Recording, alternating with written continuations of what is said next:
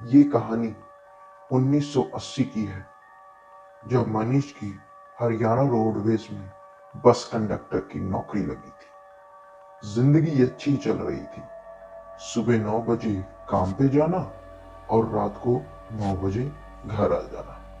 मनीष अपने परिवार से दूर दिल्ली रहता था और हर रविवार को अपने गांव जाता था। एक बूढ़ी अम्मा। ये घटना नवंबर के महीने की है। मनीष की बहन की शादी बस एक हफ्ते में होनी है, इसलिए मनीष आजकल काम पे ओवर टाइम कर रहा है। वो रात को चलने वाली बसों में भी कंडक्टर का काम करता है। एक रात जब मनीष रात को काम पे था, तभी मनीष बोला, अरे कल तो संडे है और परसों उर्मिला की शादी। ये टाइम कैसे बीता पता ही नहीं चला। मनीष के ये बोलते ही तब ये बूढ़ी अम्मा बस में चढ़ी और सबसे पीछे वाली सीट पे जाके बैठ गई। मनीष उस अम्मा को जानता था, क्योंकि जब से उसने रात में चलने वाली बसों में काम करना शुरू किया था, तब से ही वो अम्मा रोज उसी बस में बैठती और आखिरी स्टॉप पे जाके उतर जाती। लेकिन आज मनीष ने ड्राइवर से बोला, ड्राइवर भाई, आज मुझे भी आखिरी स्टॉप पे उतार देना। मैं यहीं से ही अपने गांव चला जाऊंगा, क्योंकि परसों मेरी बहन की शादी है। कुछ दूर चलते ही बस के सारे पैसेंजर उतर गए। अब बस में सिर्फ 3 लोग ही थे, बूढ़ी अम्मा, मनीष और ड्राइवर। कुछ दूर चलते ही ड्राइवर ने मनीष और बूढ़ी अम्मा दोनों को आखिरी स्टॉप पे उतार के चलता बना। मनीष स्टॉप पे उतरते ही टिकट काउंटर पे गया और अपने गांव की आखिरी जाने वाली बस की टिकट ली और एक पेड़ के नीचे जाके बैठ गया। कुछ देर के बाद मनीष ने देखा कि वो बूढ़ी अम्मा एक खाली बेंच पे बैठी थी।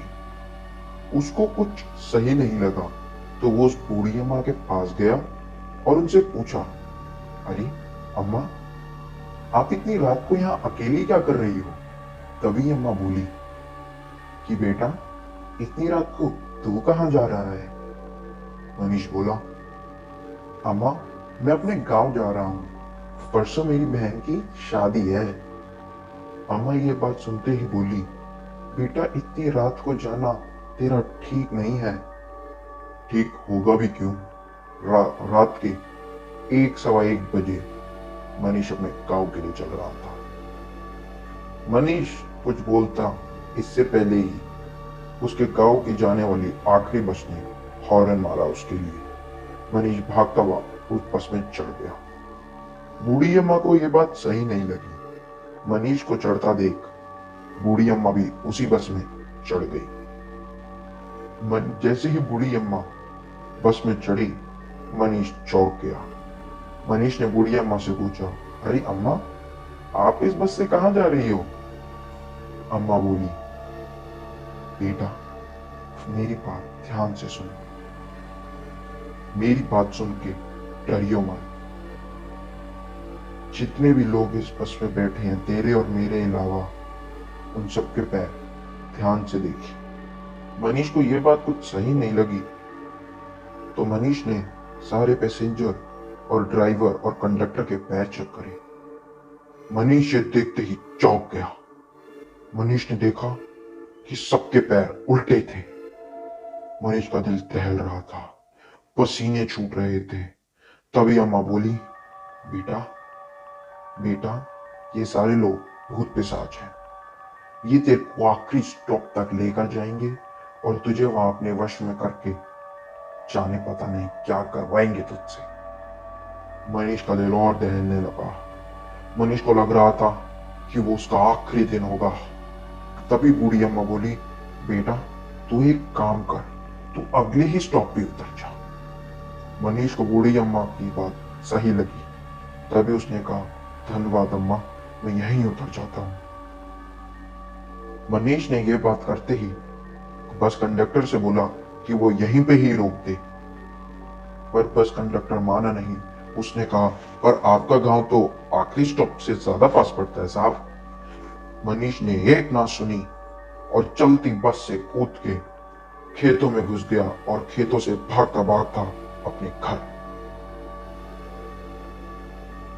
अब इस बात को 1 हफ्ता बीत चुका है। मनीष दिल्ली वापस आ गया।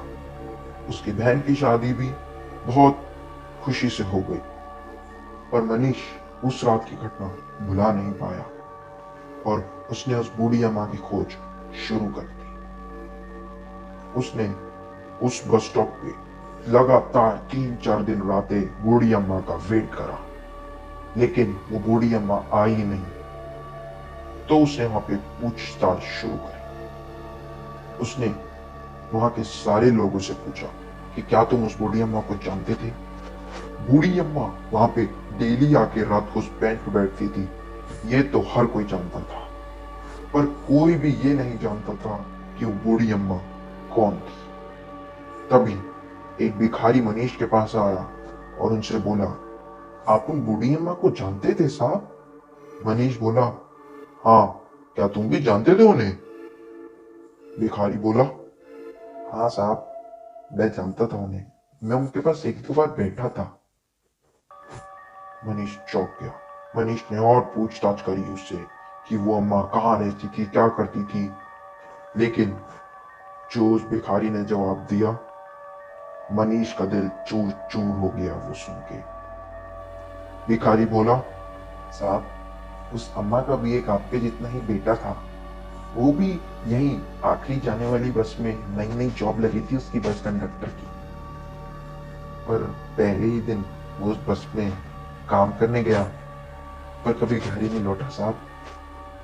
ये दुख वो बूढ़ी अम्मा बर्दाश्त नहीं कर पाई साहब, और उसने ठाना कि वो हर उस बच्चे की जान बचाएगी जो उस बस में चढ़ना चाहता है। और वो बूढ़ी अम्मा यही कहती थी कि अगर मैं किसी एक बच्चे की भी जान बचा लूं तो मुझे लगेगा मेरे सारे पाप मिट गए। मनीष ये बात सुन के डर के मारे कांप गया और मनीष ने ये ठाना कि रात को काम करना तो दूर, वो अपने घर से भी बाहर नहीं निकलेगा। तो ये थी दी हॉरर स्टोरी, एक बूढ़ी अम्मा। Subscribe for more.